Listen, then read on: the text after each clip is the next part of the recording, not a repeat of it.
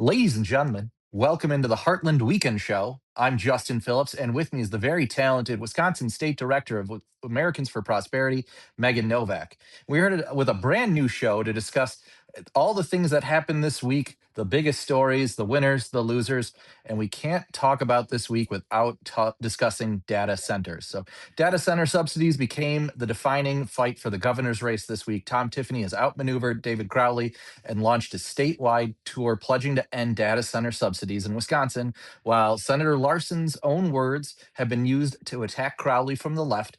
Uh, by saying he's the only candidate who refused to repeal the $2 billion tax cut for data centers. Crowley immediately launched his general election campaign this week with data center dictator, Michigan Governor Gretchen Whitmer, and Tiffany's attacks branded him the data center David, are landing. Tiffany released an ad built around Crowley's own words about making Wisconsin an AI and data center hub. So, Megan, I'm a little bit surprised that Tiffany was able to outmaneuver Crowley on data center messaging, and it stuck. So, what are your thoughts there?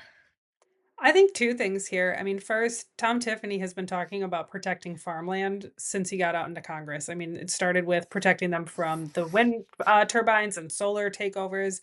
And so it's a really consistent message for him, which voters like. They want that consistency when they think about who they're voting for. And the second thing is, when we think back to just 2 weeks ago and the primary election results, the left is still fractured. And if Tom Tiffany is able to continue that fracturing, between the Francesca Hong block and the Crowley block of voters, that bodes well for him come November because the Democrats need to unify those two blocks of voters if they've got a fighting chance in November. And this data center issue could be one of the ones that keeps them divided. Yeah, I think we even saw some polling this week that said 55% of Republicans and a majority, like three out of four independents, think that data centers aren't worth the trouble. That the negatives outweigh the positives. Exactly, and that's, it seems like the left and the right have different reasons for maybe being concerned about data centers, but, Tom's approach to this about protecting farmland and ending the subsidies and making sure that any data centers don't increase your utility bills is a pretty common sense solution, that most voters can get behind. Yeah, Tiffany came out this week with something. I think he said that was like, if Crowley's plan for data centers goes through, it would cost us 100,000 acres of farmland, not just for the data centers, but the fact that Crowley wants to kind of have a Green New Deal attached to them where everything has to be subsidized wind and solar power. And so you're talking about plowing under thousands of acres of fields just to create the power sources and battery storage necessary for these data centers, while at the same time I wrote at the Heartland Post about how it seems a little hypocritical that he probably wants to kick these issues into rural, red counties where he doesn't have to worry about the voters and doesn't have to worry about any accountability from them, while he has areas like Northridge and other cities, large areas of the city of Milwaukee County that are undeveloped or underdeveloped that could be used for data centers. I think Crowley has shown us a really consistent theme already in his campaign strategy, and it's called the blame game. He has Mhm. refused to take responsibility for quite literally anything since he got it in, out, and then back into this race. I mean, even dropping out, he didn't even take blame for that or responsibility for it. So, dropping out of the race, data centers, and now even State Fair Park. I mean, that's Yes. obviously something we got to talk about. But although the lefties on Twitter told me I'm not allowed to call it a riot because I'm not a police officer, and legally only a police officer can declare a riot. So. To ensure that they do not get mad, we'll call it Oh, a melee, I suppose. call it a melee, call it a massive brawl. But yes, so the last night of Summerfest saw a massive group of people starting fights from the Midway on through the Milwaukee Mile area. As there again, tons of fights, people were injured. There's, I think, reports that police officers were injured. And David Crowley's strategy there is to blame legislative Republicans. I guess. Yeah. I'm not getting the connection there. I mean, State Fair is, yes, it's a state authority, but it's within Milwaukee County. The State Fair board is almost entirely made up, and the majority is of governor's appointees, and our governor Mhm. is a Democrat right now. So I'm not sure where that blame is placed, but at the end of the day, it's just a pattern of weak, soft on crime, defund the police type messaging and rhetoric that comes from the left, including David Crowley, that's allowing this type of takeover violence to happen at what are supposed to be family friendly events like the state fair. Yeah, it's just another event where, people from the suburbs and from across the state are going to feel uncomfortable coming to Milwaukee County, because I guarantee you, if you go to somewhere like Marshfield, or Pittsville, which I think is the literal geographic center of the state of Wisconsin, you're not going to see these problems coming in. And it's because of the soft on crime tactics of David Crowley that's really caused this to explode. And yeah, he tried to blame legislative Republicans because I guess they provide some of the funding for State Fair Park through joint finance. But in reality, like you said, I think nine of the 13 members of the Wisconsin State Fair Board are appointed by Governor Evers or his secretaries. And then there are two additional appointees that are from the legislative Democrats. So out of the 13 appointees, 11 are Democrats. And what really got to me was when Crowley said, it was like, oh, well, who we really need to blame is the state. And I think for a moment his brain kind of fried, because he was like, oh, wait, I can't say that because that means I'm trying to blame Governor Evers. And what I really need to do is figure out a way to blame the legislative Republicans for this. Well, and he can't possibly say anything negative against Governor Evers after that man single handedly resurrected his Yeah, very dead, very failed campaign originally. exactly. Exactly. So I have to wonder, like that type of messaging, it only comes from candidates who haven't been tested. I think, David Crowley, being a Milwaukee City candidate in the Assembly, being the Milwaukee County executive, where his only opponent in that was left wing radical State Senator Chris Larson. He's never really had to have his message tested against Republicans, and I think this is really coming out right now. Is that he thinks he could just say things and the media will print it automatically, and everyone that he knows will buy whatever he's saying. But now you test that against the state of Wisconsin, and people see through blaming legislative Republicans for what is a county issue. Right. Well, and it doesn't bode well for the Democrat playbook that they've run time and time again, where they elect far left radicals in a primary and then immediate pivot for them to pretend to be a Republican and run a Republican strategy in the general election. I just saw, I think it was this week over across the border in Minnesota, Amy Klobuchar of all people is running a TV ad in her governor's race talking about how she needs to audit government and root out the fraud. That's Where not a have we heard Democrat that? issue. Yeah. Yeah, where have we heard that Uh, before? Isn't there huh, someone running statewide that's doing that? right. That's an I mean, it just shows you that Republicans and conservatives have the right message and the right Mhm. issues. It's just making sure that we actually own the lane that are those issue sets, and not let don't cede any ground to the Democrats because they're just faking it. Yeah, it seems like Republic or Democrats right now, like David Crowley, are trying to run as Republican light and have that same messaging. And I'm going to lower taxes, and we know that's not true, and his record shows that that's not true. But he's going to try to message himself like a Republican to appeal to a statewide audience. Right. While not alienating the Hong voters who would never E- vote for Republican light. So he's got Exactly. quite the needle to thread, and I don't think he's a skilled enough politician. Like you said, he hasn't been battle tested outside of Milwaukee County. I don't think he's a skilled enough politician to do that successfully. I tend to agree, and we'll see how the next couple weeks go. But talking about politicians who maybe aren't quite skilled or weren't quite vetted enough, not only did David Crowley have a bad week this week, but candidate for the Wisconsin's first congressional district, Mitchell Berman, is being hit from all sides for causing a Raymond school district to go into lockdown in 2023, and him still using Ashley Madison and other adult dating websites while married. So gotta ask, do you think the Dems even vetted this guy or just saw his resume and thought that was enough to get him through?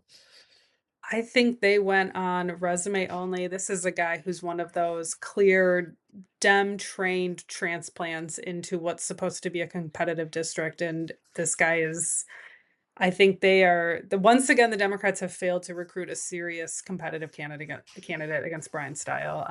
That guy is a workhorse. He's a great fundraiser. He's on the issues. Like, I don't know how I mean, they're screwing up, and then there's just malfeasance in politics, and this one's pretty close to malfeasance, in my opinion.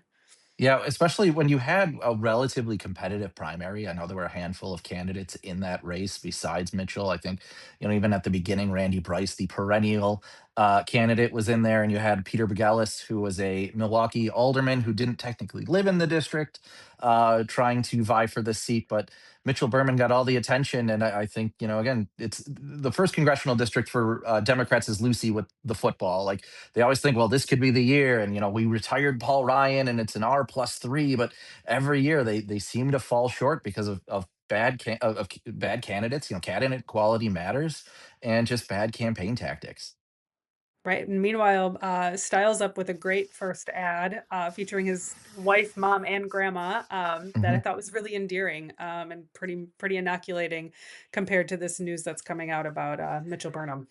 Yeah, I think being still on those dating sites, the Ashley Madison, those adult websites, he was trying to explain it away, saying, "Well, I forgot I had the subscriptions." Like, well, we'll see. But I think the bigger one is the fact that he went into the Raymond School District in 2023 when that district had some upheaval on the school board.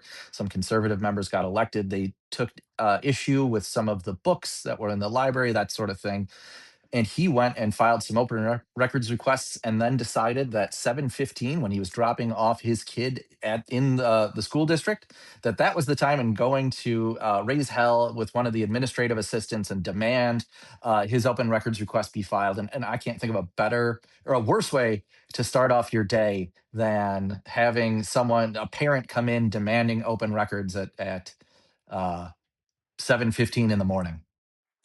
I joked on Twitter last night. We had our first back to school night for our soon to be kindergartner, and it was almost entirely spent on not screwing up car line. And I just got to imagine that guy somehow screwed up the car line in doing this lockdown charade that he performed. And there's probably a lot of parents who, outside of being concerned about their kids in a lockdown, but are pretty pissed off about car line getting screwed up.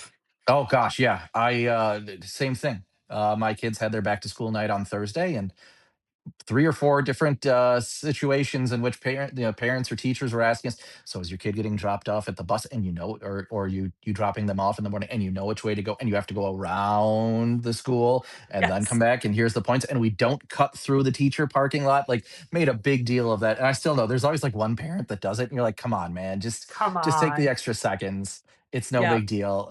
But the yeah. Follow the uh, other cars. It's the one time it's okay to be a follower and not a leader. Just get in the car exactly. line.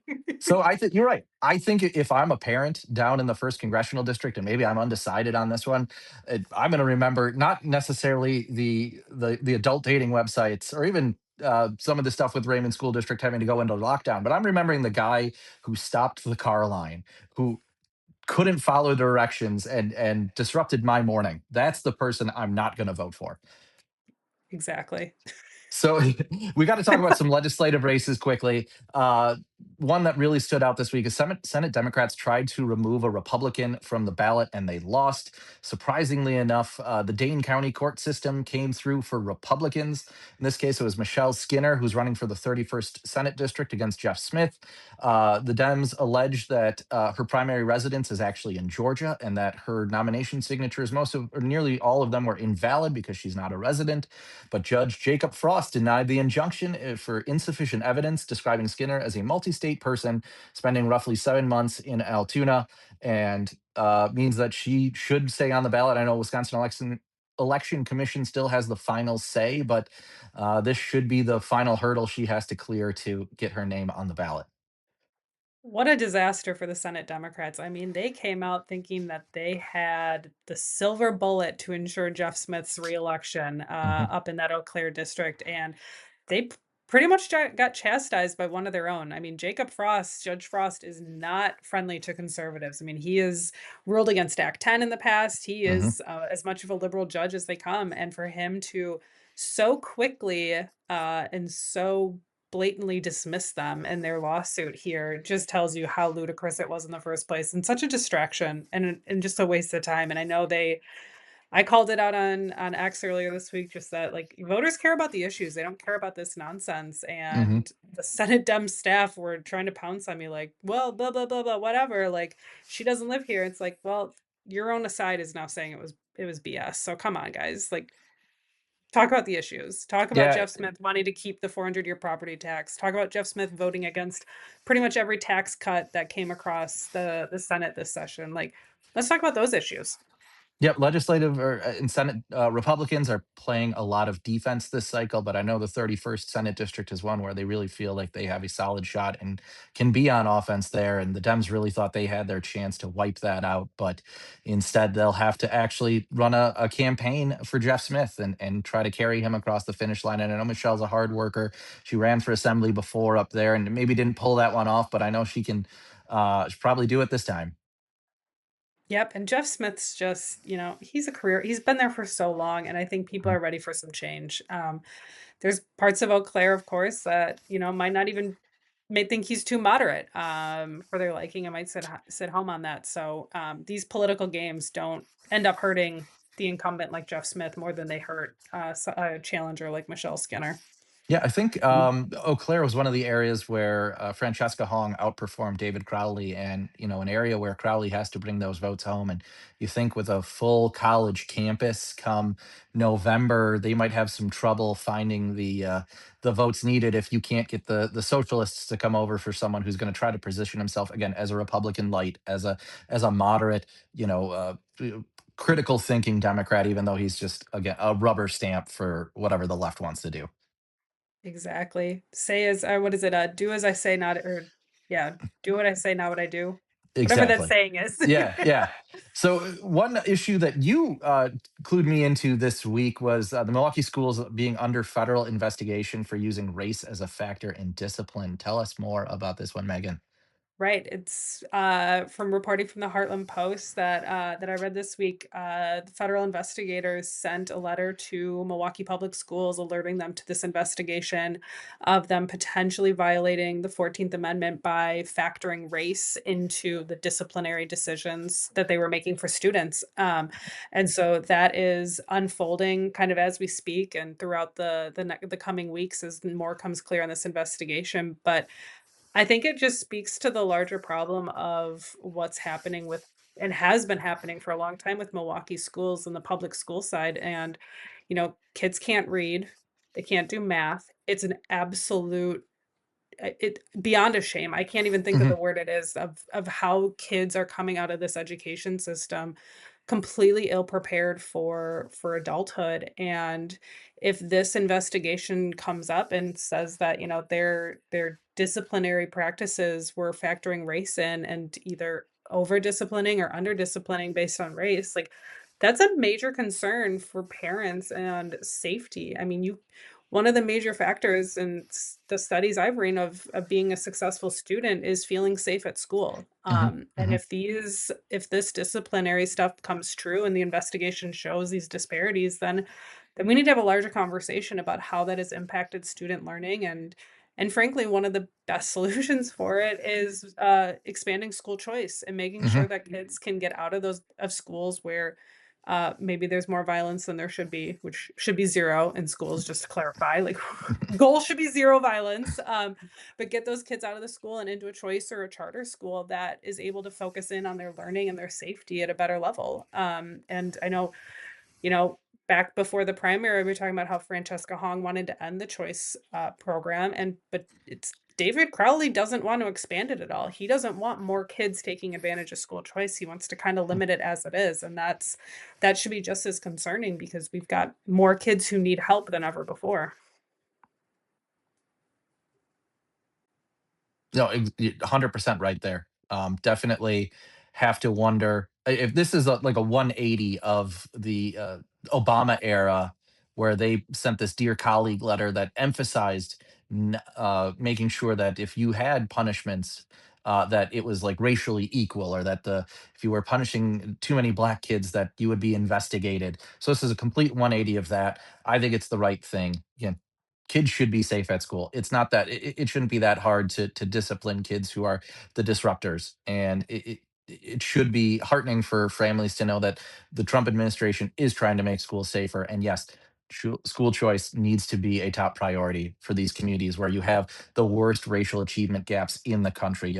I think it was it Liz Wolnick this week, and for the past couple of weeks has been talking about uh, Mississippi, my Wisconsin, and the fact the Mississippi Miracle and the Southern strategy to rebuild our school system is just so much better than what's going on in Milwaukee right now. She wrote an excellent piece, and I think did she do the video for it? I think she's working on one if it's not up at the Heartland Post right now, but I encourage everyone to check that out too.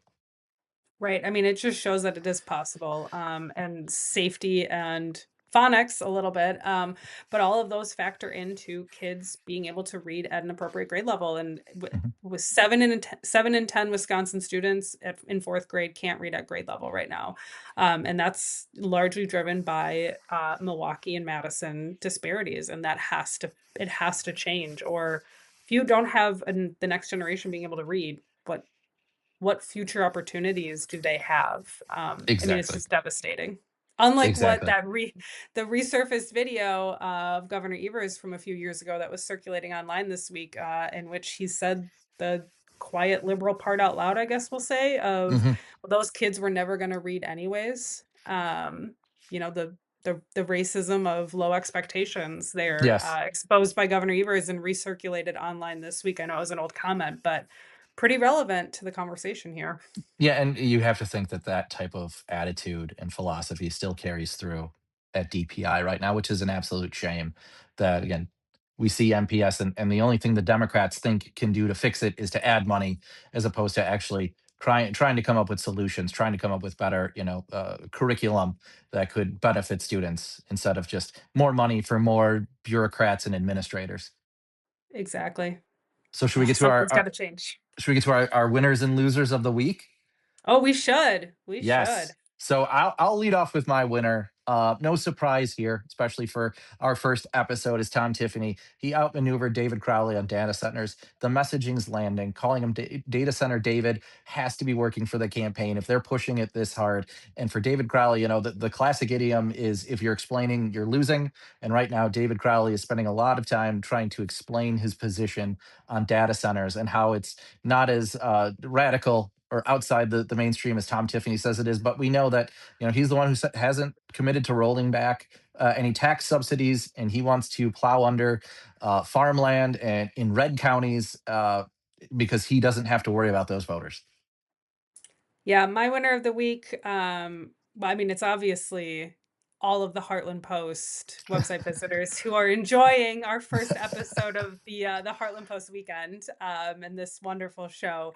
But my real winner is actually public safety, because I think coming out of seeing that brawl that happened at State Fair, I think we're going to be at a point where we're about to have a serious conversation about public safety and how we ensure increased public safety for communities going forward. And so while it comes from a kind of a sad place and people were injured and it was absolutely terrifying for fairgoers, I think at the end of the day, public safety is going to once again be a major theme going forward, which is ultimately good for all of Wisconsin. Agreed. And so my loser of the week, again, no surprise, Mitchell Berman, who has not only spent a lot of time while he was married or at least engaged on Ashley Madison and other adult websites is yeah, he disrupted the car drop off line, disrupted Raymond School District to the point where they had to go in lockdown. And with all that information coming out, it's hard to see his path against a juggernaut like Brian Style this November. So he's got to be the loser of the week, and the DCCC has to be looking at his race and thinking, man, there's some other areas where we can pick off some candidates, and it's not in the first congressional district in Wisconsin. Yeah, my loser of the week is Wisconsin Senate Democrats. What an absolutely abysmal smear that failed to land. They got dismissed by a judge of their own party pretty handedly, and are now behind the 8 ball on talking about the actual issues voters in Eau Claire care about, giving Michelle Skinner a real chance to unseat long-term incumbent Jeff Smith. So, loser of the week, Wisconsin Senate Democrats. I love it. So things we're going to be watching for next week.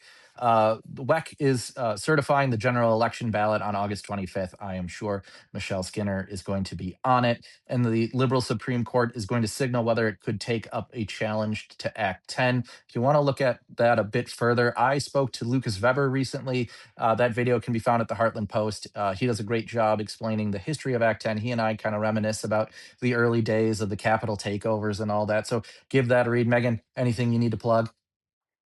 No, I think the next week we are gonna continue to watch to see how Tom Tiffany, drives that wedge on the left, on the data center issue or anything else, and then continuing to watch the oppo that's gonna drop on David Crowley. We gotta remember he's a pretty untested candidate, and so you got to imagine there's gonna be some more hits coming over the next week or 2.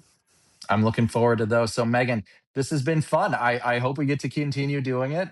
So, for everyone listening at the Heartland Post, thank you. If you want to kind of read the long form stuff about what we talked about, it's all there.